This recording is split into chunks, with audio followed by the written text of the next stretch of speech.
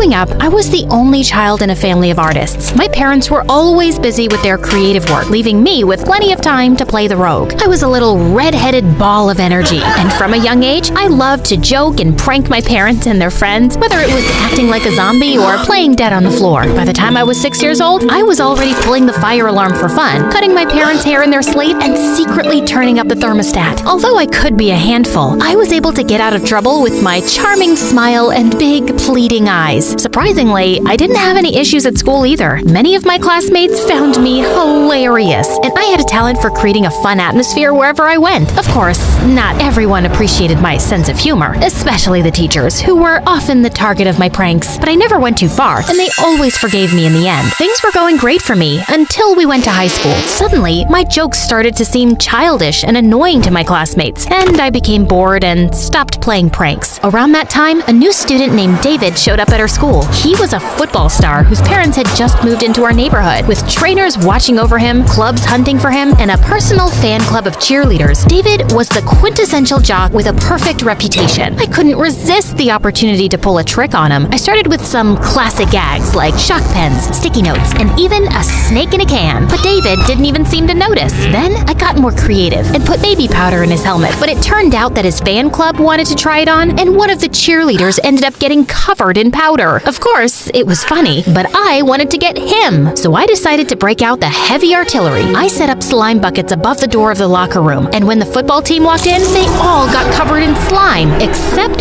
freaking David, who was the last to enter. But to my surprise, he started laughing so hard that I couldn't help joining in, along with the whole team. As expected, my prank got me suspended for a few days, and the principal made me clean up the mess I'd made before leaving. Hey, I see you can use a hand. Why are you helping me clean up the slime? Because I'm a decent human being, or maybe I just wanted to talk to you. What about? Why, you don't stop trying to prank me? Did I do something to upset you? Or are you secretly in love with me and just trying to get my attention? Please, as if you're capable of upsetting me. And ew, in your dreams, you just seemed too good to be true. So I felt like getting to you with a prank. You know, like trying to find out what your kryptonite is.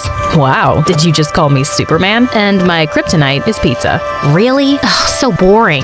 And beautiful redheaded girls who deny thinking about me. Are there cameras here somewhere? Nope, but I wish there were, so I could relive how you blushed at my words over and over again. I'm getting a call. I gotta take this. I didn't hear anything. It's on silent mode. Yes? Hello? Oh my god, my cat needs CPR. Hold on, Whiskers. I'll be right there. I ran off before things could get more awkward. As I sat at home the next day, thoughts of David filled my mind. Was I really falling for a football star? Ugh, so cliche. Suddenly, I got a text from an unknown number. Hey, look outside, smiley face. David's car was parked near my house, and he was waving at me. Don't you have some cool, masculine-y stuff to do? I thought spending time with a pretty girl might be more fun. You know, I still owe you for helping me clean up that slime. Let's go grab some pizza. Be careful, Joy. I might just fall in love with you after this. I rolled my eyes, but my stomach fluttered. Maybe this cliche wasn't so bad after all. We spent the entire day together, and he opened up as a romantic and attentive guy who had a lot in common with me. Like me, he was hyperactive, which is why his parents enrolled him in football at a young age. Soon, David asked me out on a date, and shortly, we were together. As we walked down the school hallways, I noticed the jealous glares from his cheerleader fan club. The girls tried to spread stupid rumors about me or even prank me, but I just laughed it off. Soon, the cheerleaders even began to imitate me, dyeing their hair red in an attempt to capture his attention. But David only had eyes for me, and he made me feel like I was the only girl in the world. But 3 months into the relationship, I started wondering if David was keeping something from me. I knew he was very busy with his training, but a few times I found out that his football buddies had gone home while he'd disappeared somewhere else. I didn't believe it was about another girl, but something was off, and I started to be cautious. One day, a Tinder notification popped up on his phone. I couldn't read the message, but it made me feel uneasy. I didn't want to confront him about it directly because I knew he would brush it off as nothing, and I would believe him. So, I decided to create a fake Tinder account and play a prank on him. If he had nothing to hide, we would both have a good laugh and move on. I posed on Tinder as a young artist with a red ponytail and soon matched with David. We exchanged messages, and he suggested a date. At that moment, I realized he might actually be cheating on me. It was no longer a joke. Okay, let's find out who you really are, David. I wore makeup, a wig, violet contact lenses, and clothes to look like my fake Tinder profile. We met at the cafe, and he was in his best mood. To avoid revealing my real voice, I pretended to be less talkative. He led the conversation, but sometimes he would stop speaking, gaze admirably into my eyes, and touching my hand.